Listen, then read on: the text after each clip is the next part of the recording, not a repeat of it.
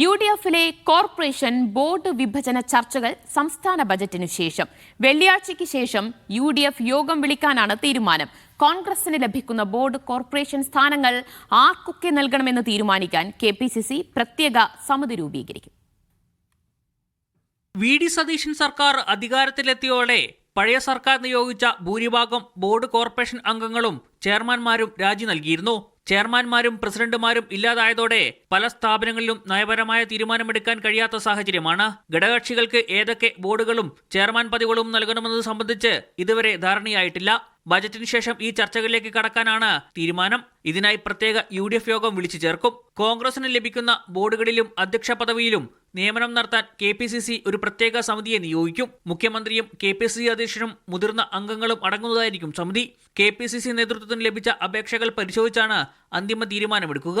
ഒഴിവ് വന്ന പ്രധാന സ്ഥാനങ്ങളിലേക്ക് ഗ്രൂപ്പുകളും ഘടകകക്ഷികളും വടംവലി ശക്തമാക്കിയിട്ടുണ്ട്. നിയമനങ്ങൾ ഇനിയും നീണ്ടാൽ അക്കാദമികളുടെ പ്രവർത്തനം പ്രതിസന്ധിയിലാകുമെന്ന വിലയിരുത്തലിന്റെ അടിസ്ഥാനത്തിലാണ് ബജറ്റ് കഴിഞ്ഞാലുടൻ UDF യോഗം വിളിച്ചു ചേർക്കാൻ തീരുമാനിച്ചത്. ചലച്ചിത്ര അക്കാദമി ചെയർമാൻ സ്ഥാനത്തേക്കോ ചലച്ചിത്ര വികസന കോർപ്പറേഷൻ ചെയർമാൻ സ്ഥാനത്തേക്കോ നടൻ പ്രേംകുമാറിനെ പരിഗണിക്കുന്നുണ്ടെന്നാണ് സൂചന. യുവജന കമ്മീഷൻ അധ്യക്ഷ സ്ഥാനത്തേക്ക് ധർമ്മടത്തെ UDF സ്ഥാനാർത്ഥി കൂടിയായിരുന്ന യൂത്ത് കോൺഗ്രസ് നേതാവ് VP അബ്ദുൾ റഷീദിന്റെ പേരും പരിഗണനയിലുണ്ട്. മീഡിയ 1 തിരുവനന്തപുരം.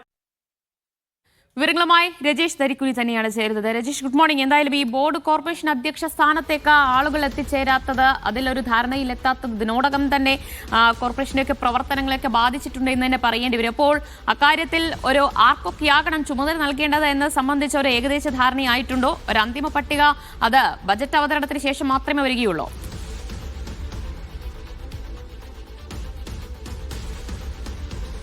കാരണം ഒരു ചർച്ചകളിലേക്ക് UDF ചേർന്ന ഒരു വിഭജനം പൂർത്തിയാക്കേണ്ടത് ഉണ്ട്. അതിനുശേഷം മാത്രമായിരിക്കും ആർക്കൊക്കെ ഏതൊക്കെ സ്ഥാനം എന്നൊക്കെ സംബന്ധിച്ച ഒരു അന്തിമ തീരുമാനത്തിൽ എത്താൻ കഴിയുള്ളൂ.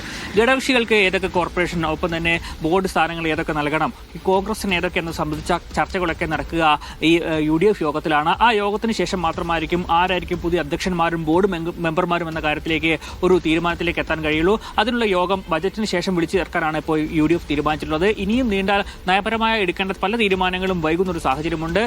ഇപ്പോൾ സർക്കാർ ഉദ്യോഗസ്ഥർ മാത്രമാണ് അവിടെയുള്ളത്. മറ്റ് ബോർഡ് അംഗങ്ങളും ഈ സ്പോർട്സ് കൗൺസിൽ അടക്കമുള്ള സ്ഥാപനങ്ങളിൽ ബോർഡ് പ്രസിഡന്റുമാരും ഒപ്പം തന്നെ ബോർഡ് അംഗങ്ങളും ഒക്കെ രാജിവെച്ചതോടെ നയപരമായ കാര്യങ്ങൾ എടുക്കുന്നതടക്കമുള്ള കാര്യങ്ങളിൽ വലിയ ആശങ്ക നിലനിൽക്കുകയാണ്. അതുകൊണ്ട് തന്നെയാണ് വേഗം തന്നെ, അതായത് ബജറ്റ് കഴിഞ്ഞാൽ ഉടൻ തന്നെ UDF യോഗം വിളിച്ചു ചേർക്കാൻ ഇപ്പോൾ തീരുമാനിച്ചിട്ടുള്ളത്. ആ യോഗത്തിൽ ഏതൊക്കെ ഘടകകക്ഷികൾക്ക് ഏതൊക്കെ ബോർഡുകളും ചെയർമാൻ സ്ഥാനങ്ങളും വന്ന കാര്യം കൃത്യമായി വിലയിരുത്തും. അതിനുശേഷം ഓരോരുത്തർക്കും ആരോ ഘടകകക്ഷികൾക്ക് ലഭിച്ച സ്ഥാനങ്ങളിൽ ആരെയായിരിക്കും കൊണ്ടുവരുന്ന കാര്യം പിന്നീട് ആ ഘടകകക്ഷിയാണ് തീരുമാനിക്കുക.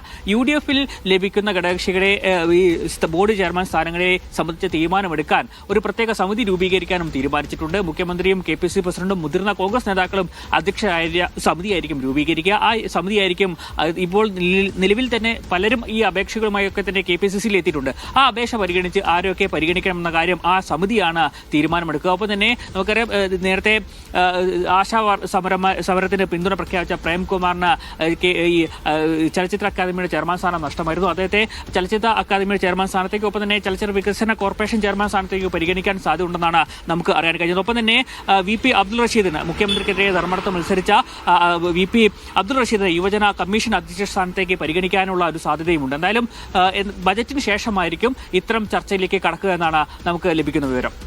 ശരി, എന്തായാലും ബജറ്റിന് ശേഷമായിരിക്കും ആരൊക്കെ അധ്യക്ഷ സ്ഥാനത്തേക്ക് എത്തിച്ചേരും എന്ന് സംബന്ധിച്ച് നമുക്ക് വിവരങ്ങൾ ലഭ്യമാകുക. അപ്പോൾ ഒരു സമിതിയെ രൂപീകരിക്കും. കോൺഗ്രസിനകത്ത് ആർക്കൊക്കെ ചുമതല നൽകണം, ബോർഡ് കോർപ്പറേഷൻ അധ്യക്ഷ സ്ഥാനം ആർക്കൊക്കെ നൽകണമെന്ന് സംബന്ധിച്ച് ഒരു ധാരണയിൽ എത്തിച്ചേരാൻ സമിതി രൂപീകരിക്കും. അപ്പോൾ ജൂൺ 19 ബജറ്റ്.